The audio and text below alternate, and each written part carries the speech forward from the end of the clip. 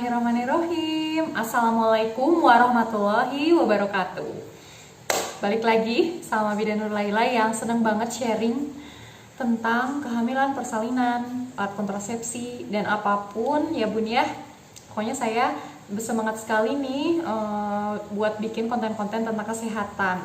Nah bun, sekarang saya pengen sharing tentang ketidaknyamanan pada kehamilan trimester 3.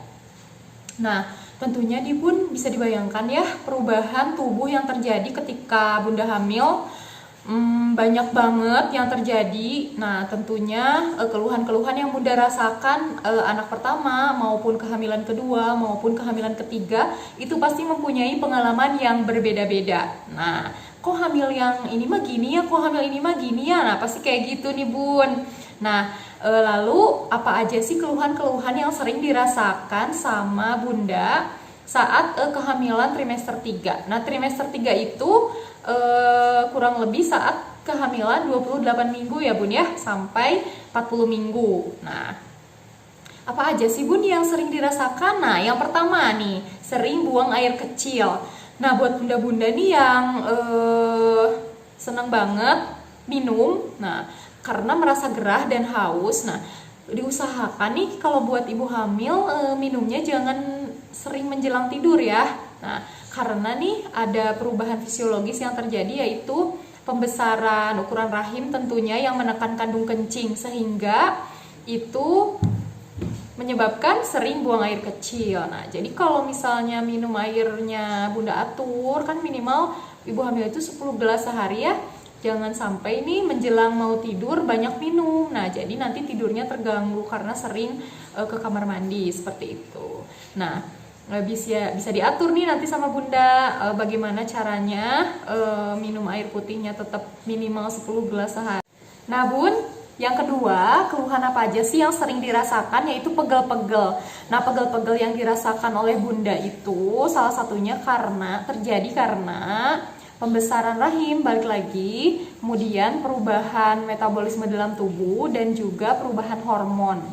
Nah, sehingga nih bun, adanya penekanan pada otot-otot di sekitar perut, di sekitar punggung, dan juga di sekitar paha, yang bisa menyebabkan tungkai otot-otot di sekitarnya menjadi pegal-pegal seperti itu. Nah, kemudian nih keluhan yang ketiga, terjadinya kontraksi palsu.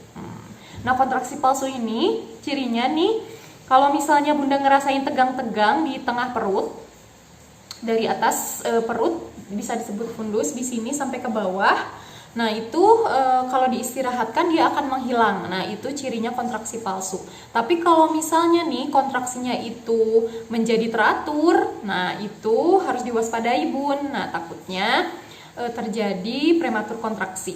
Nah, terus keluhan selanjutnya yaitu biasanya terjadi sakit pinggang. Nah, balik lagi tadi sama kayak pegel-pegel, terjadinya pembesaran rahim sehingga menekan otot-otot di sekitar perut, punggung, dan paha. Jadi pusat beban tubuhnya itu ada di daerah situ ya bun ya. Jadi biasanya pegel-pegelnya seringnya di daerah tungkai seperti itu.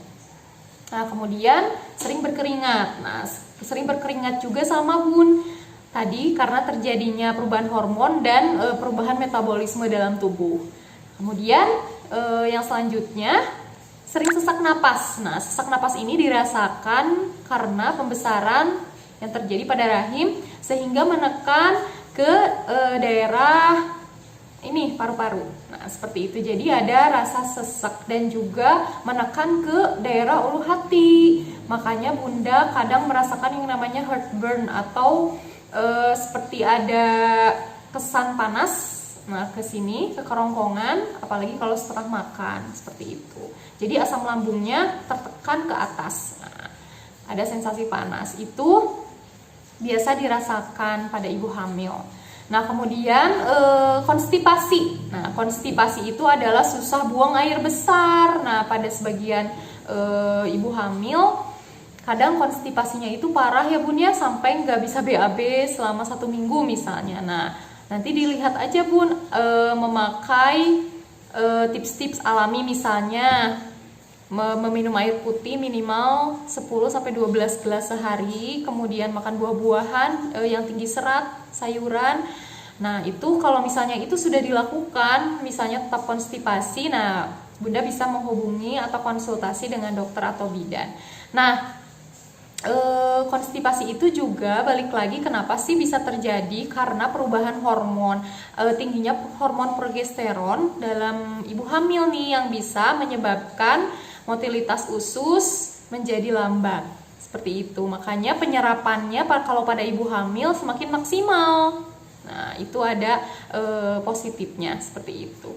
Nah, kemudian yang selanjutnya adalah terjadinya kram. Nah, sering kram nih di daerah tangan serta kaki. Itu balik lagi juga terjadi karena terjadinya aliran darah yang kadang tersumbat karena pembesaran di area rahim seperti itu. Kemudian nih ada beberapa bunda yang mengalami kecemasan.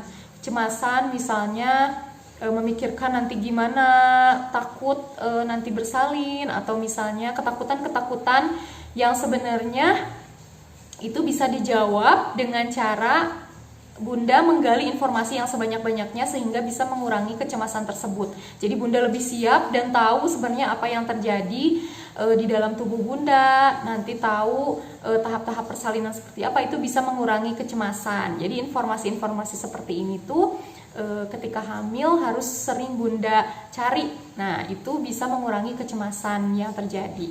Karena kecemasan yang tinggi itu bisa menyebabkan sulit tidur juga, Bun. Seperti itu.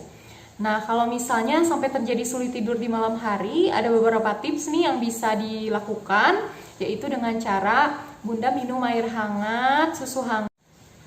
Minum susu hangat di malam hari supaya Bunda lebih rileks seperti itu.